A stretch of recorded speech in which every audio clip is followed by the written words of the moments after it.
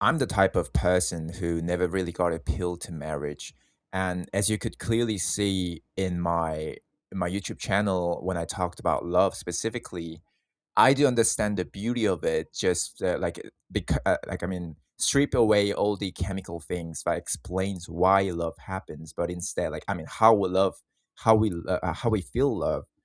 But now look at it, it's all about feeling, like as I said, like feelings, the top, like the exact thing is the only thing that motivates you. It's not how, like we could understand how it works, but at the end it's always the feeling first, and we describe it just like even our consciousness. We feel the consciousness, we feel like we are thinking creatures and we are a human being. We have this consciousness thing inside us, and we acknowledge, and we are aware of ourselves in the universe. It's like we have this feeling, and then we describe it later. And by the after science developed science, we can actually explain it and understand the mechanism behind it. But it's all about feeling first. The way you feel, like just like I couldn't give an objective good answer, like reason myself into why I go to the gym. Instead of just, I feel creative, I feel so much better whenever I go to the gym. So same goes for love. It's the feeling that you're being acknowledged, seen, and everything. And one of the biggest reasons why I thought love was kind of pity, like not a worthwhile thing to pursue, or very cheap emotion, is because I don't think that I may think still think a little bit that way, but like I kind of changed the dimension, like the whole dimension of how I perceive love now. I used to think like love really isn't something that you should pursue, since at the end you're gonna disappoint that person.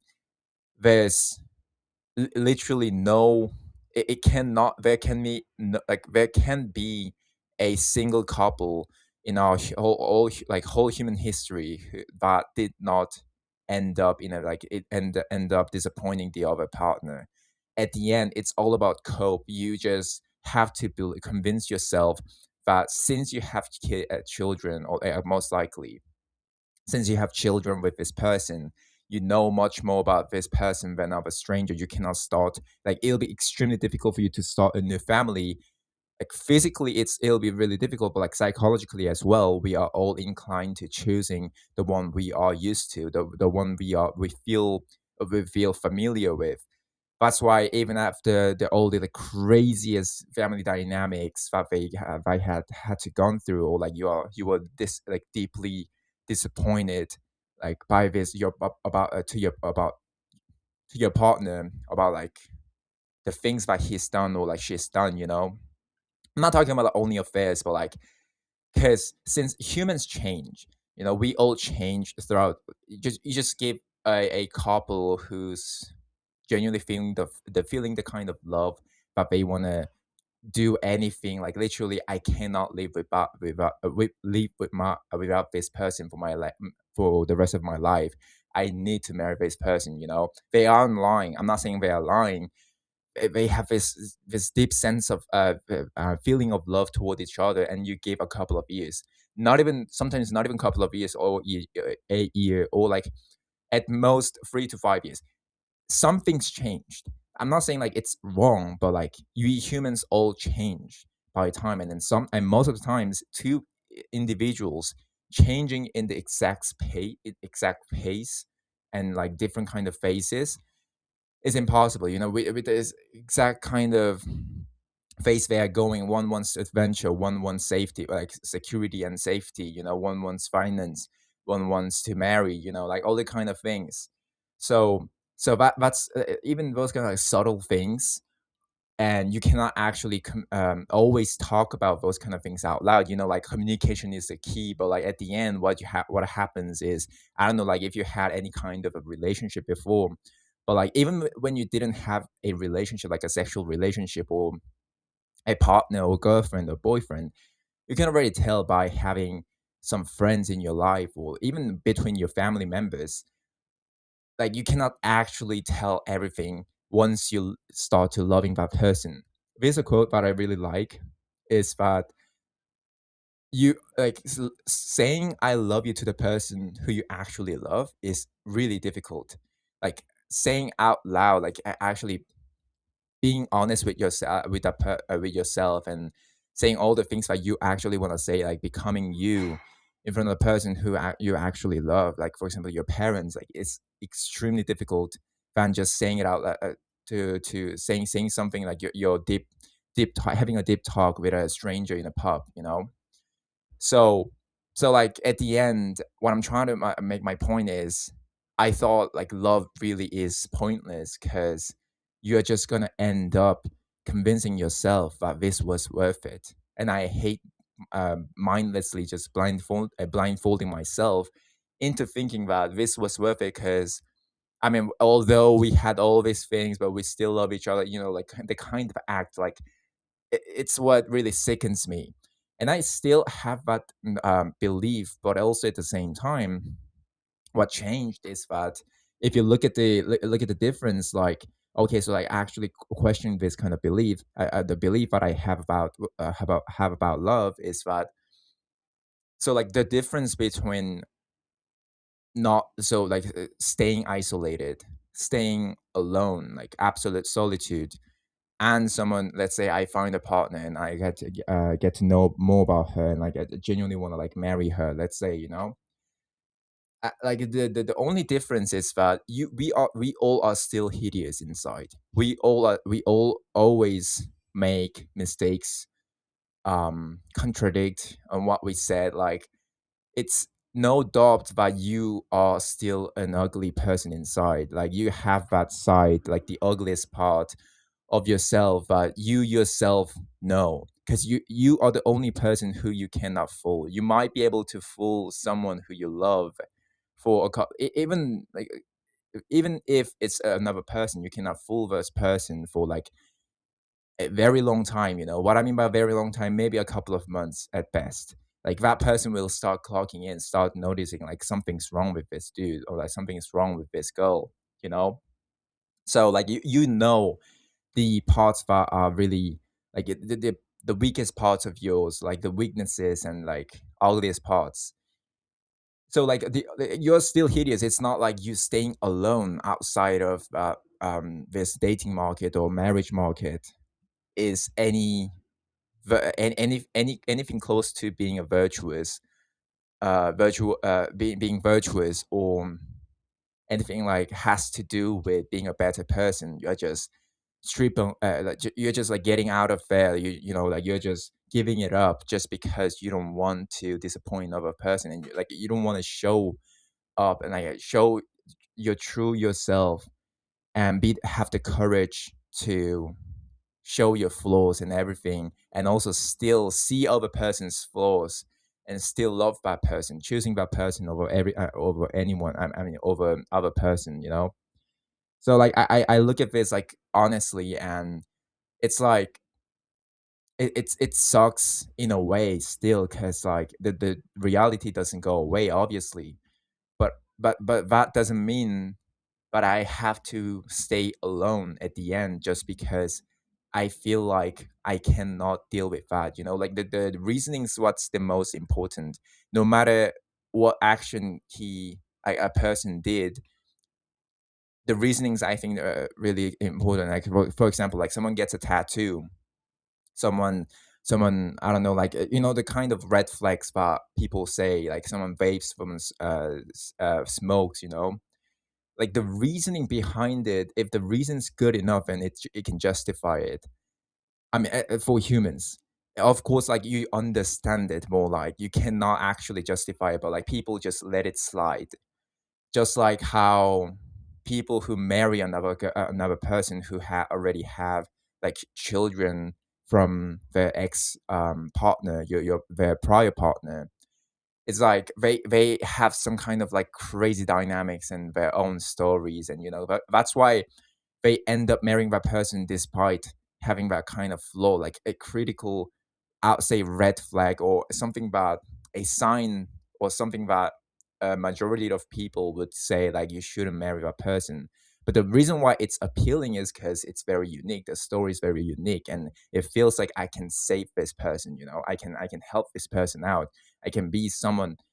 If this person is very unique, and I can be also special if I become part of this, and I can make a change.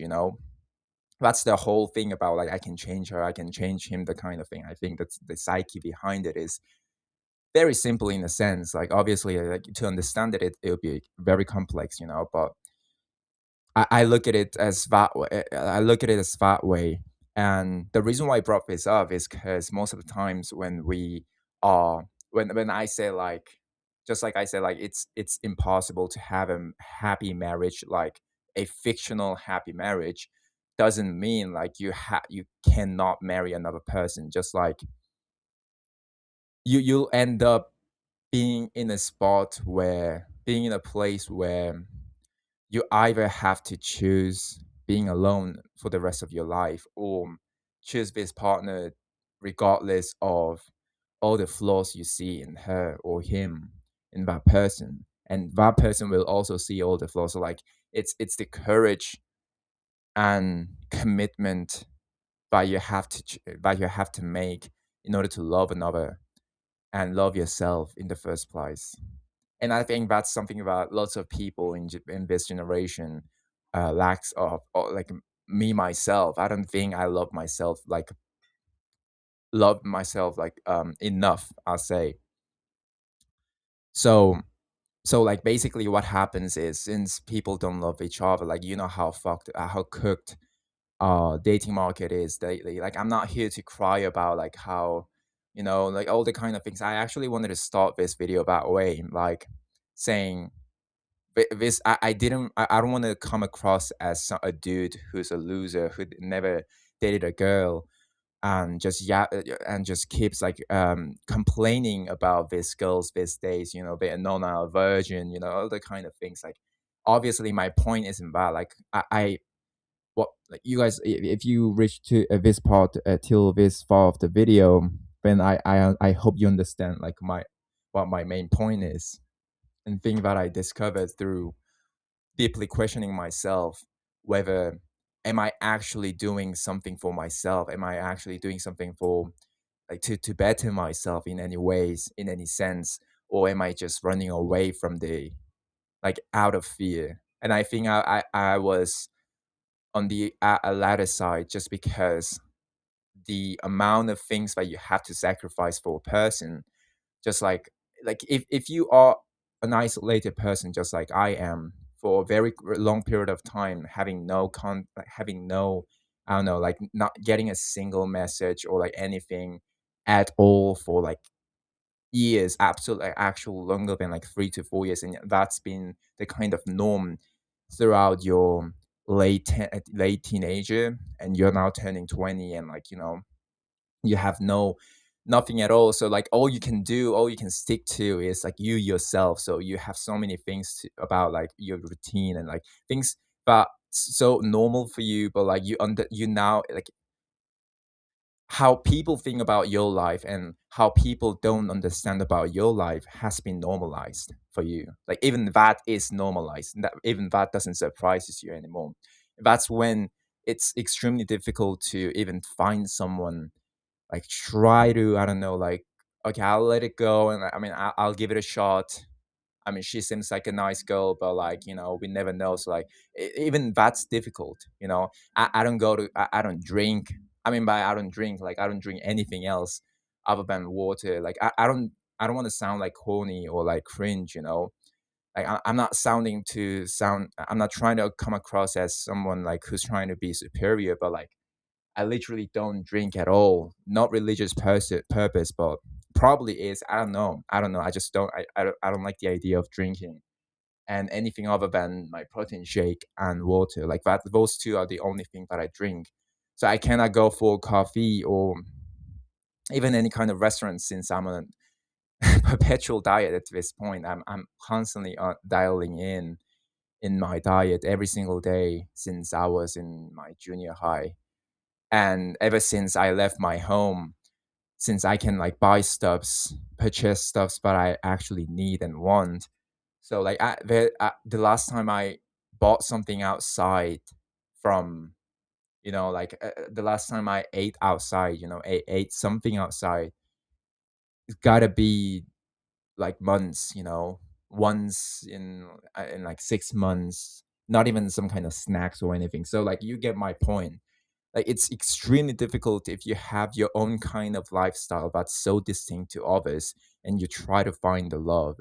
I know I sidetracked it a lot. I sidetracked it a lot from talking about love, and how I discovered my own hypocrisy and some kind of contradiction in my own belief while questioning myself. So just wanted to share you guys with that, and I'll leave it there for now, because I do want to talk about this, like how like about my life that's after being isolated, how it felt like and how it's going so far. And honestly, like effectiveness wise, obviously being isolated, I think is just phenomenal. Like it's uncomparable how much you can change yourself and how much you can develop internally and externally when you are just focusing on yourself instead of trying to be a puppet or trying to kind of match the energy of the other, like trying to play a character in front of other. And that's a really huge part when you are just focusing on yourself. So yeah, that's my thought about it. Thank you for watching.